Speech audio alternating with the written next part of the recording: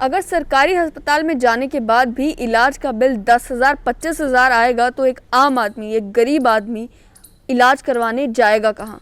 एक नया ही सिलसिला गवर्नमेंट मेडिकल कॉलेज जम्मू में शुरू हुआ है, जिसमें नया भी नहीं कह सकती, लेकिन सिलसिला ये है कि आप मशीन्स रेंट पर लें, प्रतिदिन 500 रुपये जो है उस मशीन को इस्तेमाल करने के लिए दें, तो ही आप उस मशीन का इस्तेमाल कर पाएंगे। आखिर ये क्या मामला है, समझने के लिए, बात करने के लिए मेरे साथ हैं आरटीआई एक्टिविस्ट बलविंदर सिंह।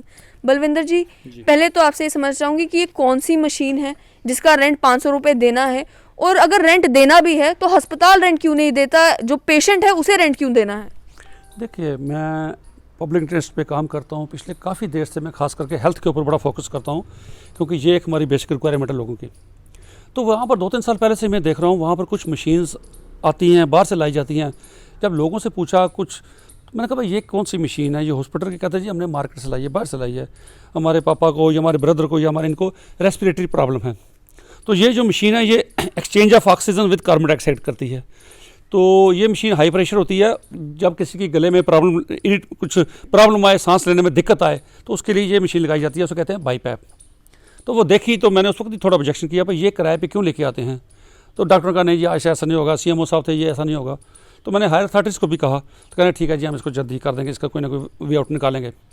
लेकिन आज के दौर में मैं दोबारा जब हॉस्पिटल में जाता हूँ, पहले तो कोविड के ऊपर मसरूफ़ रहे, 1-2 दिन में दोबारा जाने का मौका मिला, तो पेशेंट्स का हाल चाल पूछने गए, वहाँ देखा तो फिर ये मशीनें जो एक एमरजेंसी है, वहाँ पर एमरजेंसी में 3-4 मशीनें ये लगी हुई हैं। तो मैंने दोबारा देखा, वही जब उनसे पूछा तो कहने लगे जी 4 दिन हो गए हैं, 5 दिन हो गए हैं, कोई कहे 6 दिन हो गए हैं, बाज़ार से लाई है। कहाँ से लाई है? कहता जी डॉक्टर साहब ने नंबर दिया था, पीछे मार्केट में दुकान है, हमने उसको फ़ोन किया, उसने कहा आओ जी एडवांस दे जाओ। तो हमने इनको पहले 3500 एडवांस दिया, तो जब एडवांस दे के मशीन लाई तो उस 500 पर डे रेंट रखा।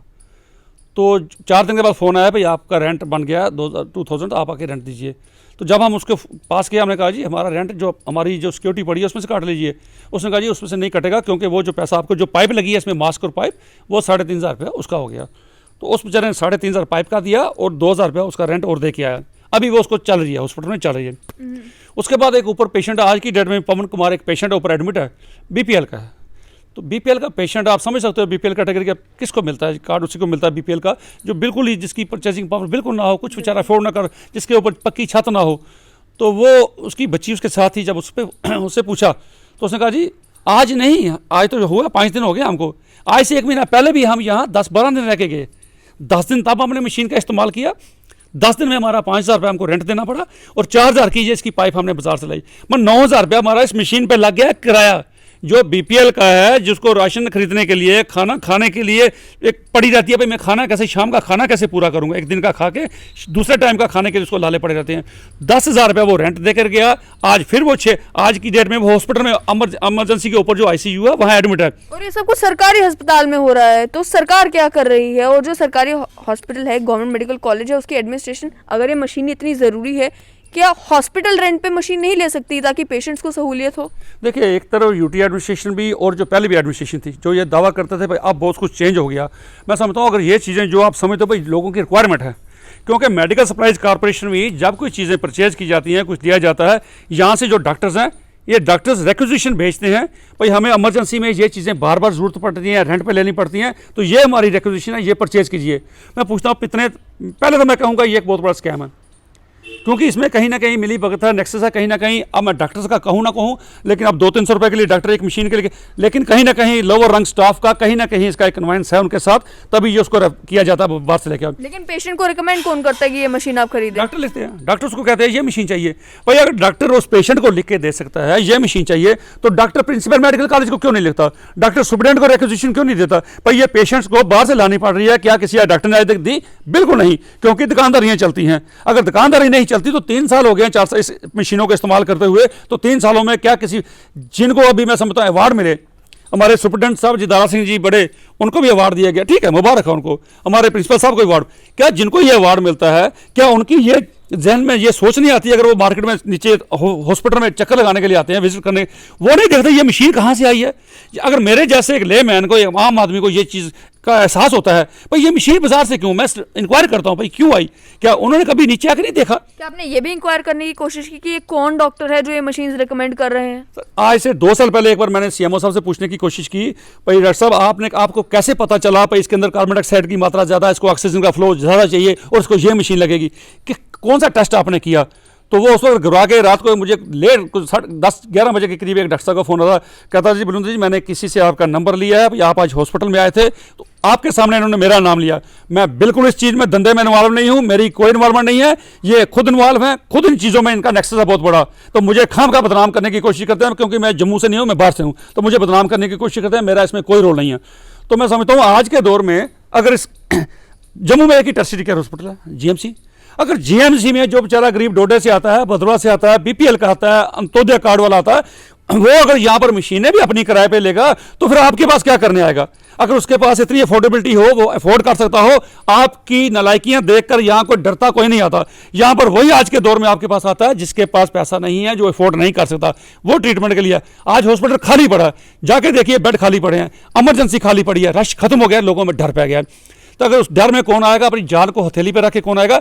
जो अफोर्ड नहीं कर सकता, जो गरीब आदमी है। तो गरीब आदमी को आप भेज दोगे, जाओ वहाँ से, बाकी मेडिसिन तो अलग बात है, चलो आप मेडिसिन वहाँ से दोगे भी, ये मशीन इमीडिएटली स्टॉप होनी चाहिए। और मैं दरख्वास्त करता हूँ एलजी साहब से, भटनागर साहब से, डुल्लू साहब से, खास करके डुल्लू साहब से कंप्लेंट करूंगा कि आपकी एडमिनिस्ट्रेशन, आप जगह जगह लोगों को अवार्ड बांट रहे हो, किस चीज़ के अवार्ड बांट रहे हो, लोगों को वो भी बता दो भाई इसकी क्या अचीवमेंट है।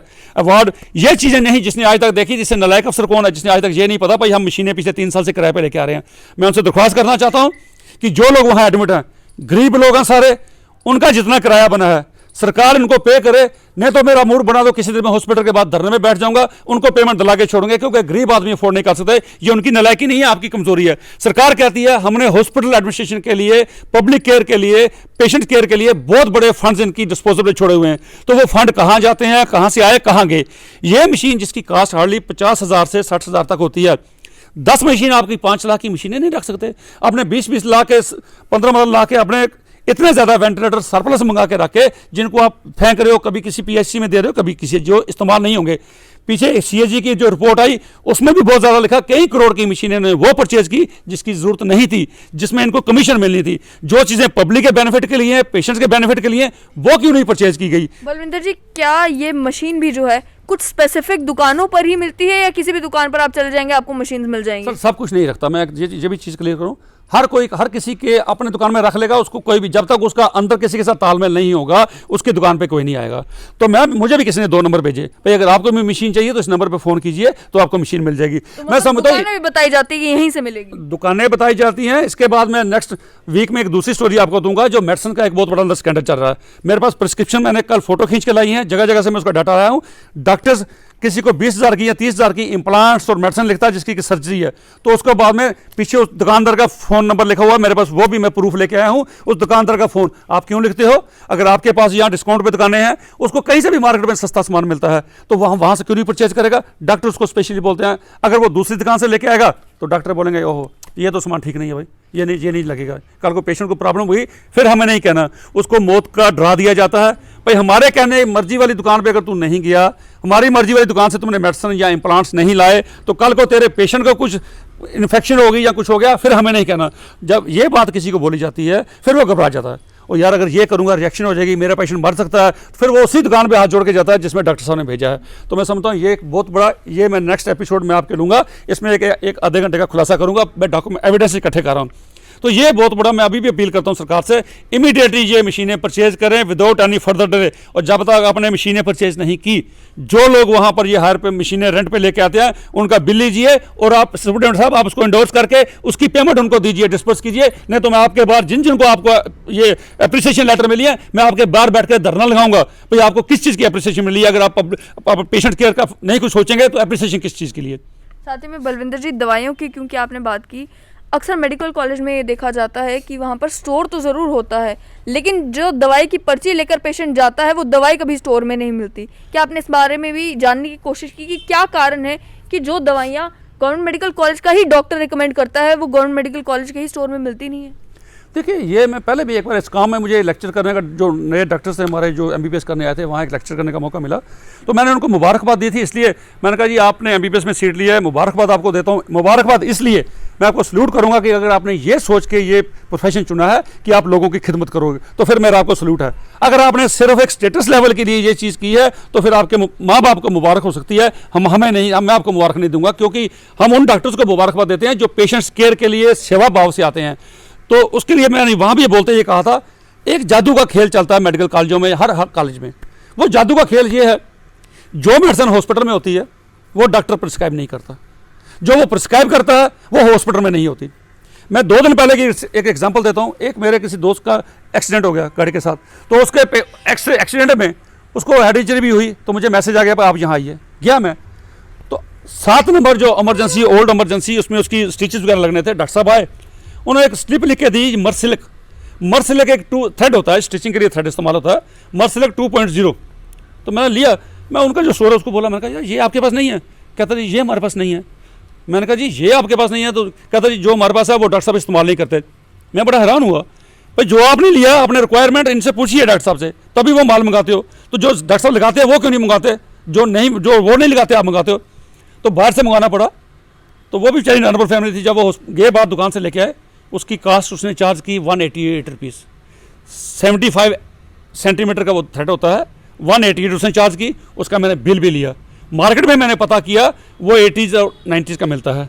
तो दुकानें हॉस्पिटल के बाहर इनकी, तो मैं समय हैरान हुआ। मैंने ऊपर तक पता किया, मैंने मेडिकल सप्लाईज कॉर्पोरेशन से पूछा, मैंने इनके स्टोर से पूछा, बाद में पता चला स्टोर में वो थ्रेड अवेलेबल है। सर आज से 3 साल पहले मैंने बड़े स्ट्रगल की, आरटीआई लगाई, सेक्शन 4 की कंप्लाइंस के लिए पूरे जम्मू कश्मीर में मैंने किया था। भाई आप हॉस्पिटल के अंदर इमरजेंसी में list of medicine which are available in the store, you must display the list. तो वो वहाँ पर लगी थी। 1.5 साल मैं फॉलो करता रहा। अभी कुछ देर पहले भी इमरजेंसी में लगी थी, 7 नंबर में भी लगी थी। कल जब मैं गया परसों, इमरजेंसी से हट गई है। 7 नंबर इमरजेंसी में छोटा सा बोर्ड लगाया, वो रनिंग हैंड में लिखा है, किसी को मेडिसिन का नाम नहीं पढ़ा जाता। सरकार की अगर डिपार्टमेंट का अगर इसमें इंटेंशन क्लियर है, करोड़ों रुपए की भी नहीं, अरबों रुपए की मेडिसिन परचेज की जाती है। ना आप इमरजेंसी में देते हो, ना आप अंदर वार्ड में इंडोर पेशेंट्स को देते हो, सिलेक्टिव अप्रोच रखते हो, बाकी मेडिसिन कहाँ जाती है? इसका आपको देना पड़ेगा, आपको हम पूछेंगे। पर जो डॉक्टर वहाँ पे अलग मेडिसिन लिखते हैं, जब मेडिकल सप्लाईज कॉर्पोरेशन को पूछा, वो कहता है हम हर डॉक्टर से HOD से रिक्वायरमेंट लेते हैं। भाई आप अगर मेडिसिन में हो तो मेडिसिन की पूरी रिक्वायरमेंट क्या है आपकी, कौन कौन सी मेडिसिन लगती है? तो मैं सब बताऊँ, जब उनको पूछ के उनसे रिक्वेजिशन लेके मेडिसिन परचेज की जाती है, तो फिर वो मेडिसिन क्यों नहीं लिखते? फिर वो मेडिसिन लेके बाहर से क्यों मंगवाई जाती है? ये एक बहुत बड़ा स्कैम है, बहुत बड़ा स्कैम है। कई डॉक्टर्स इन्वॉल्व हैं, और ये भी कहूँगा कई डॉक्टर्स ऐसे हैं, सबका नहीं कहूँगा, कई डॉक्टर्स ऐसे हैं जिनके ब्रदर इन लॉ की दुकान है, जिनके भाई की दुकान है, जिनके मामे के बेटे की दुकान है, और जो वो मेडिसिन लिखेंगे वो किसी दुकान पे नहीं मिलेगी, वो उसके मामे की दुकान से ही मिलेगी, वो उसके ब्रदर इन लॉ की दुकान से ही मिलेगी। ये बहुत बड़ा नेक्सस है। मेरी सरकार से विनती है कि सरकार आई है, यूटी एडमिनिस्ट्रेशन है, जिसने ये दावा किया है कि हम करप्शन में 0 टॉलरेंस पॉलिसी है, और इस काम की तरफ भी भटनागर साहब, LG साहब, मैं आपसे दरख्वास्त करता हूँ, इन गरीब जनता को बचाइए, इस गरीब जनता को बचाइए। जनता पिस रही है, ये अफोर्ड नहीं कर पाते, इनको बहुत बड़ा नेक्सस है। इस नेक्सस को तोड़ने की कोशिश कीजिए, जनता बड़ी परेशान है, इसकी तरफ को ध्यान दीजिए। क्योंकि आपने नेक्सस की बात की, एक और चीज़ जो गवर्नमेंट मेडिकल कॉलेज में देखी गई वो ये कि पंजाब नंबर की एम्बुलेंसेज GMC के बाहर, साइकियाट्री हॉस्पिटल के बाहर आपको एक लंबी कतार मिलेगी जिन एम्बुलेंसेज के ऊपर पंजाब का नंबर लगा हुआ है। और आम लोगों से जब हमने जानने की कोशिश की, उनका कहना है कि ये एम्बुलेंसेज तो पिछले 4 साल से चल रही हैं, लेकिन डायरेक्टर हेल्थ सर्विसेज जम्मू ने अभी तक ऐसी कोई परमिशन किसी पंजाब नंबर के एम्बुलेंस को नहीं दी कि वो जम्मू में जो है काम कर सके। तो क्या इस बारे में भी आपने कुछ जांच पड़ताल करने की कोशिश की कि क्या ये पंजाब नंबर के एम्बुलेंस का मामला क्या है, क्यों पेशेंट्स को GMC से पंजाब शिफ्ट किया जा रहा है? देखिए, ये भी एक बहुत बड़ा माफिया है। मैं नेक्स्ट एपिसोड में आपको बाकी अगर कुछ चीज़ें कहीं बताऊँगा, ये भी बताऊँगा। अगर जिन डॉक्टरों ने अपना ये रवैया ना छोड़ा, मैं उन डॉक्टर्स के आपको नाम बताऊँगा। डॉक्टर्स कुछ इन सर्विस हैं, कुछ रिटायर हो चुके हैं, जिन्होंने अपनी एम्बुलेंसेज कुछ जम्मू नंबर और कुछ पंजाब नंबर की यहाँ डाल के रखी हैं। और ये मैं बताऊं, ये भी हमें पता चला कि मीटिंग प्लेसेस पता चले पंजाब से, हॉस्पिटल्स वाले, उसके प्रोपराइटर जो उनके हैं, वो यहाँ बड़े बड़े होटलों में, रेडिसन में या बड़े बड़े होटलों में मीटिंग्स करते हैं। और जब वो मीटिंग्स करते हैं, यहाँ के डॉक्टर्स को भी दावत दी जाती है, और जब डॉक्टर्स के साथ फिर उनको पैकेज दिया जाता है। भाई आप यहाँ पर अपने लेवल पे जो अपने प्राइवेट क्लिनिक्स में ट्रीटमेंट कर सकते हैं वो ठीक है कीजिए। जो आप समझते हो भाई यहाँ वो नहीं है, आप उनको हमारे पास भेजिए, इस पैकेज का हम आपको इतना पैसा देंगे, इस पैकेज का आपको इतना पैसा, तो वहाँ पर रेट फिक्स किए जाते हैं। उसके बाद फिर वही हिसाब किया जाता है। कई बार डॉक्टर खुद नहीं पेशेंट को कह सकते, तो वो उन्होंने आगे नीचे टॉट रखे हुए हैं, वो पेशेंट के पास आते हैं, अंकल हो आपको तो बड़ी प्रॉब्लम है, तो यहाँ क्या करोगे, यहाँ बड़ी ऑपरेशन थिएटर में बड़ी गंदगी है, फिर उनको 2-2 महीने टाइम नहीं दिया जाता, जिसकी इमरजेंसी है उसको भी 15-15 दिन डिले किया जाता है। डेलिबरेटली डिले इसलिए किया जाता है कि ये खुद मजबूर होकर हमें कहें सर हमें बताइए हम बाहर जाएँ, इसको पेशेंट को बड़ी तकलीफ है, उसकी तकलीफ का फ़ायदा उठाया जाता है, उसकी मजबूरी का फ़ायदा उठाया जाता है। फिर वो टोट उसको बोलते हैं भाई ये लीजिए, आप ये हम आपको नंबर देते हैं, आप वहाँ चले जाइए, वहाँ हम आपको रेट सस्ता करा देंगे, अगर 50,000 लगेगा हम आपको 45 में करवा देंगे। तो ये बहुत बड़ा नेक्सस है, इस नेक्सस को तोड़ने की ज़रूरत है, वरना ये जम्मू के लोगों की सफरिंग्स खत्म नहीं होंगी। गरीब जनता पिस रही है, इसको रोकने की ज़रूरत है, और ये हाई लेवल की जब तक इंटरवेंशन नहीं होगी ये नहीं रुकेगा। बहुत बहुत शुक्रिया बलविंदर जी। आपने सुना कि एक गरीब आदमी एक सरकारी अस्पताल में जाता है ताकि उसका इलाज भी हो जाए और उसका खर्चा भी उतना ना हो जितना उसे प्राइवेट अस्पताल में करना पड़ेगा, जिसे वो अफोर्ड नहीं कर सकता।